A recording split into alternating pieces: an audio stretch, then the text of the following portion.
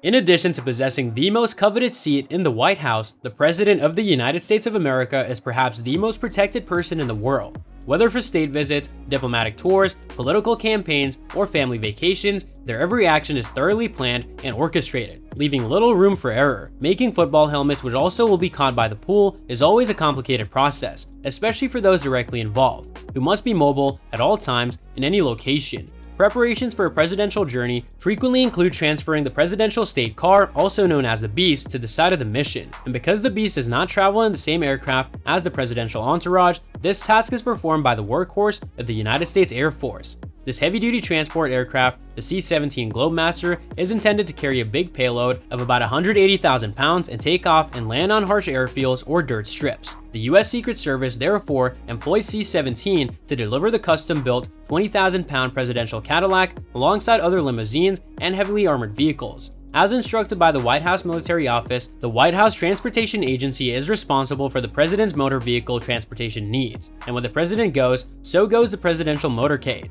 Coordinating the presidential motorcade is not a simple task for the WHTA, as the presidential motorcade often consists of 40 to 50 vehicles. These cars in the long, well-protected convoy are designed to transport the first family, White House employees, official guests, and other authorized individuals. The presidential state car is a custom-built, stretch limousine designed to provide the highest level of protection for its VIP occupants. The presidential state automobile from 2009 to 2018 is reportedly equipped with 5-inch thick bulletproof glass, military-grade armor, and an 8-inch door to protect the president from direct hits. According to reports, the limousine's tires are Kevlar reinforced, making them puncture-resistant. Due to the strong defenses surrounding the vehicle, the presidential state automobile has a maximum speed of approximately 60 miles per hour. To operate the presidential state automobile, one must have extensive training to handle unforeseen circumstances. Each master driver has a military occupational specialization of transport operating and must undergo 540 hours of city familiarization training.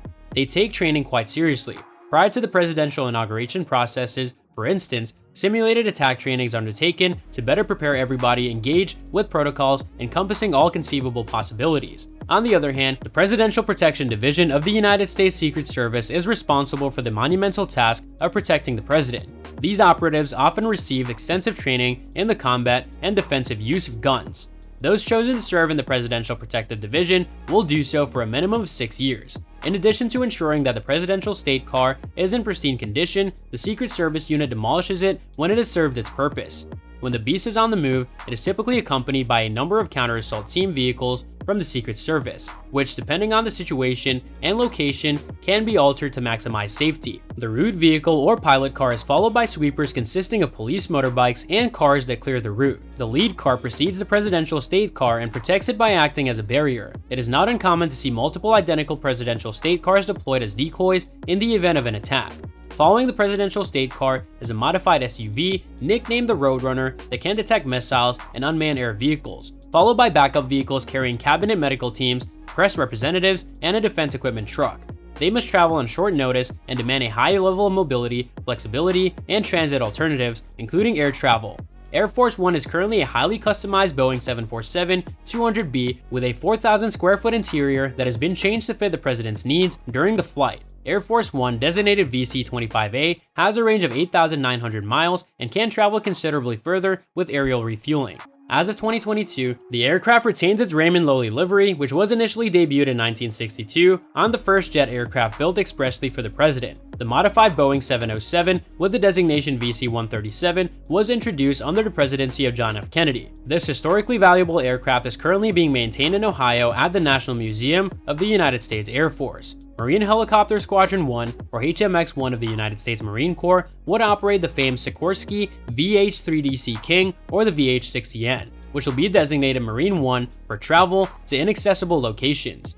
Helicopters are the favorite mode of transportation since they do not require complex logistics and can quickly reach isolated locations. The squadron operates around 19 helicopters and tilt-rotor aircraft, such as the V-22 Osprey, to transport the president's aides and escorts. Approximately 5 to 6 identical helicopters are utilized as decoys during a typical presidential flight. Whether it's the long or ostentatious presidential state car motorcade, the massive Air Force One, or the fast-moving Marine One helicopters, the great features of the vehicles designed for the US president have always been kept secret, even after they have been retired. However, certainty does not come cheap. From the highly customized cars to the people required to plan and operate, transporting the president can cost millions of dollars. However, for the most desired seat in the White House and the nation's chief executive, the price of their safety can be incalculable. So, that's all from today's video. If you enjoyed it, remember to leave a like, subscribe, and ring that bell icon so you never miss our upcoming videos. And don't forget to share your thoughts in the comments section below.